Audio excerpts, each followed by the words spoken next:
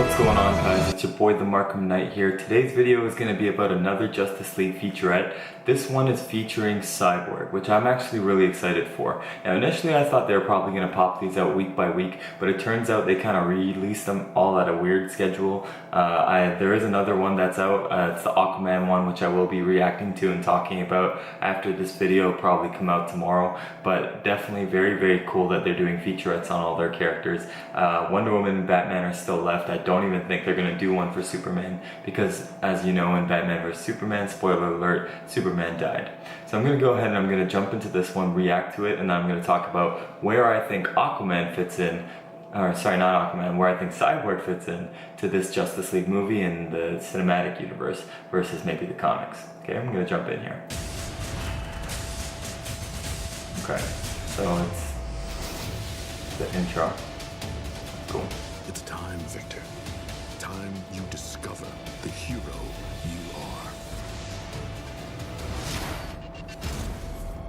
He definitely looks a lot better than he looked when the first trailer came out. He's a college athlete, a quarterback for Gotham City. Yeah. It was in an accident. Gotham, okay. Injured. To save his life, his father merged his It used to be body Metropolis. with advanced alien In the technology. Half man, half machine, but he's all superhero. Cyborg is totally unique. I've been doing some tracking. What you're looking for is sticking to the dead zones. No one else can do what you do. You can find them. He's a technopath. He's able to interface with any form of technology. I think they wanted to find the parademons or the mother boxes. He can transform his body into different weapons. We're gonna bring in the big guns. Those are very He's the big big guy. guns.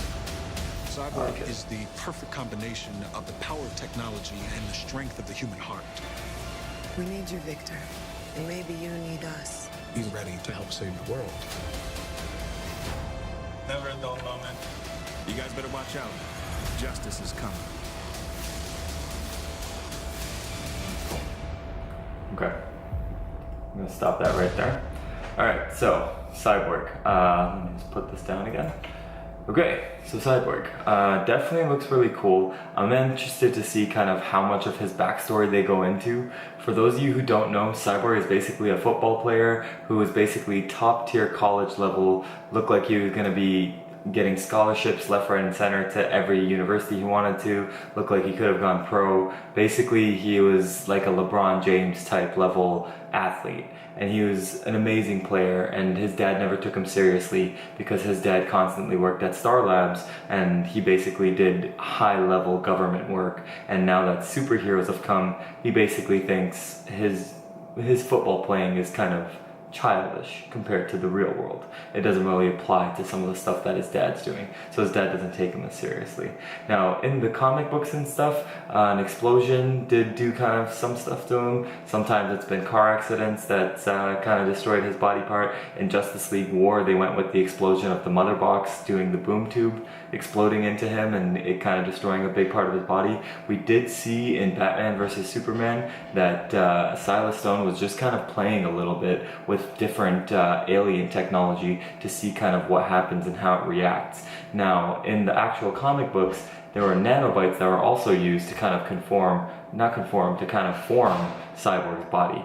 And in this, where you see that the mother box had a big part of that. So he is going to be linked to the mother box. It's going to be interesting to see kind of how that interface goes, because there's supposed to be 3 mother boxes. One was supposed to be the humans, one was supposed to be the Atlanteans, and the other one's supposed to be the Amazonians. Now, it's going to be interesting to see if he takes the human one now, that Steppenwolf's probably going to have to come after him. So whether he wants to or not, he's going to have to be involved in this fight. And it's going to be interesting to see kind of how that plays out. And it's going to be interesting to see kind of if they go with the Cyborg of the Teen Titans, who's basically the happy-go-lucky booyah Cyborg, or if they're going to go with the Cyborg that's basically kind of, since the New 52, really taken onto his own and become a deeper character than just the funny black guy, which a lot of times they have made him in the comic books and stuff. And he has a much deeper story, and it's been done much better by some of the writers, whether if it was the New 52 or even in Rebirth. It's definitely not just the one-dimensional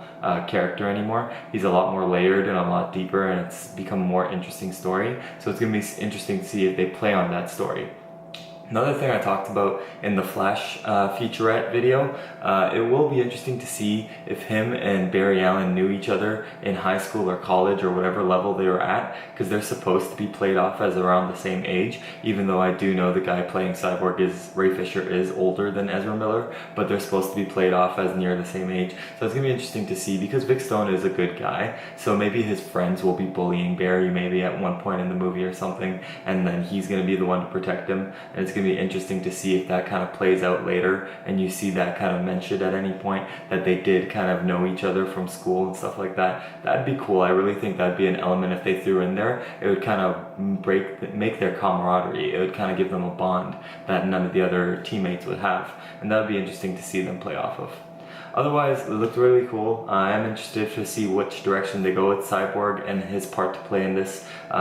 In terms of what he can do, he's almost unstoppable in terms of technology, because our world depends on technology, and if Cyborg wanted, he could control the entire world's technology just by basically connecting himself to the mainframe of whatever it is. If he connects himself to Star Labs, he can basically lock into any technological thing within the entire country, within the entire, like anywhere he is, he can lock in and he can kind of be connected to anything. So it will be interesting to see basically how they kind of play out with that, and whether they're even going to do a Cyborg movie, or if that just kind of got scrapped, or maybe they'll do a Metal Man movie, or maybe they'll do a Titans movie. It'll be interesting to see basically where they take Cyborg from Justice League, or if he's just going to be a Justice League to Justice League movies.